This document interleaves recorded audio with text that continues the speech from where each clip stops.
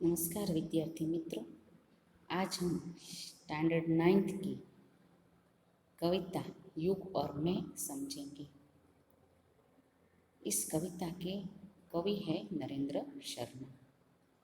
कवि का परिचय अगर हम देखें तो कवि नरेंद्र शर्मा का जन्म 1913 ईस्वी सन जहांगीरपुर में हुआ था। शिक्षा प्रयत्न विश्वविद्यालय एमए तक हुई। वे आकाशवाणी के विविध भारती कार्यक्रम के प्रधान रूप में सक्रिय रहे थे। उनका नाम प्रगतिवादी कवियों में लिया जाता है, जो अंशतः उचित भी है। नरेंद्र शर्मा के कवि जीवन का विकास भी सुमित्रानंदन पंत जी के तरफ 3 युगों में रहा।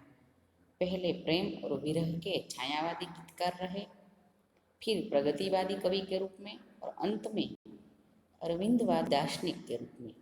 उनकी कविता संकलनों में प्रमुख है प्रभात फेरी, प्रवासी के गीत, अग्निशस्य, रक्तचंदन, लाल निशान, पलाशवन आदि।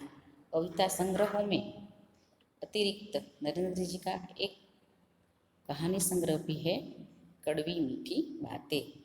उनकी कई कविता में तत्कालीन समाज की वेदना प्रतिबंधित हुई है। युग और मैं कविता में देश में जो विनाशक वातावरण पैदा हुआ, बस्तियां उजड़ने लगी, मानवता जख्मी हुई, इसका कवि ने यहाँ असह्य पीड़ा हुई, इनका वर्णन यहाँ किया गया है। सारी दुनिया की पीड़ा के सामने कवि को अपनी पीड़ा नगण्य लगती है, यानी कि कुछ भी नहीं लगती। मनुष्य को धरती पर स्वर्ग निर्मित करने के लिए परमात्मा ने भेजा है, लेकिन वह दैवत्व पैदा करने का काम अधूरा छोड़कर आत्मघाती बनकर एक दूसरे को पराभव करने में लगा हुआ है और दूसरों के वैभव को तहस नहस कर रहा है। इसकी वेदना युग और मैं कविता में अभिव्यक्त हुई हैं। उजड़ रही अनगिनत बस्तियाँ, मेरी तो बस्ती क्या, धब्बों से मिट रहे देश, तो मेरी तो हस्ती क्या। जब दूसरा विश्व युद्ध हुआ और चारों ओर अंधाधुंधी फैल गई, उस वक्त कवि ने यह कविता लिखी है। जब देश मिट गए थे न अपने मैप में से, एक दूसरे के घात करने में मानवी लगा हुआ था। एक छोटे से जमीन के टुकड़ों के लिए असंख्य सैनिक मारे जाते थे। समाज में लोग एक दूसरे से लड़ रहे थे, शांति का कहीं वातावरण नहीं बना हुआ था। ये सब देखकर कवि ने यह युग और मैं कविता लिखी है।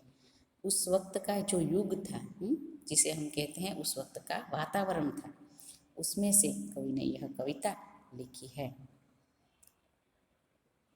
बरस रहे अंगार गगन से, धरती लपटे उगल रही, निगल रही जब मौत सभी को, अपनी तो जाए कहाँ।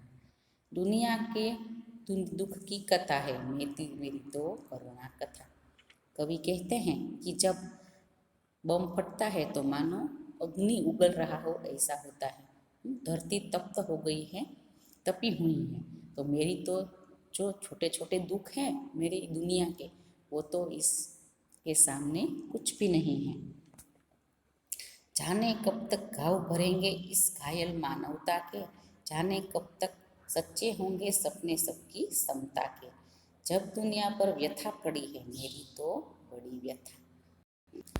मनुष्य है वो मानवता भूल गया है। सब समान हो समाज में, अमीर और गरीब का भेद मिट जाए, नाती जाति का भेद मिट जाए, ऐसा जब वातावरण पैदा हो, ये सब भूलकर मनुष्य आज एक दूसरे का गला काट रहा है, तो मेरी तो कोई व्यथा इसमें गिनती ही नहीं है।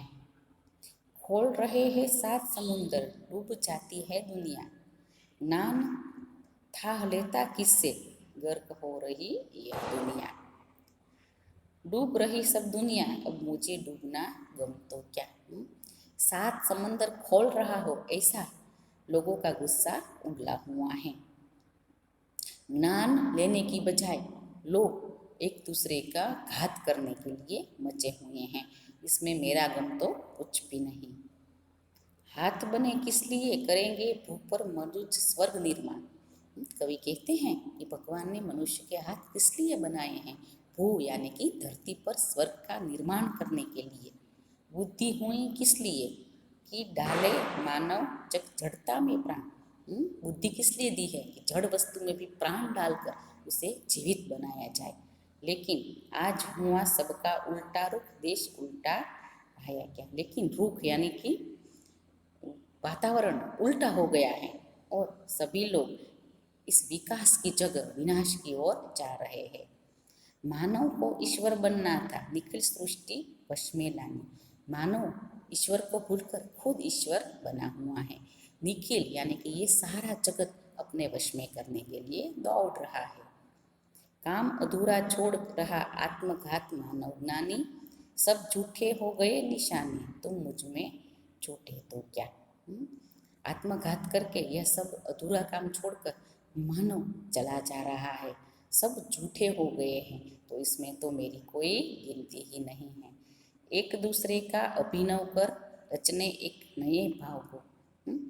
मनुष्य को एक दूसरे का सम्मान करना चाहिए, तभी समाज आगे बढ़ेगा, तभी लोग संस्कार सीखेंगे और बच्चे इसमें से कुछ नया सीखेंगे। है संघर्ष गिनता मानव अब फूक, जगतगत वैभव को आत्मा तहस नहस हो रहा विश्व, तो मेरा अपना आपा क्या। ये संघर्ष, युद्ध में सतत संघर्षरत होना होता है, देश का विकास रुक जाता है। तो इस संघर्षरत मानव अपने वैभव को, अपने विकास को भूल गया है और सब और तहस नहस हो गया है, यानी कि सब मिटने वाला है। तो कवि इस कविता में यह संदेश देते हैं कि यह सब भूलकर मनुष्य को आपस में भाईचारे से रहना चाहिए।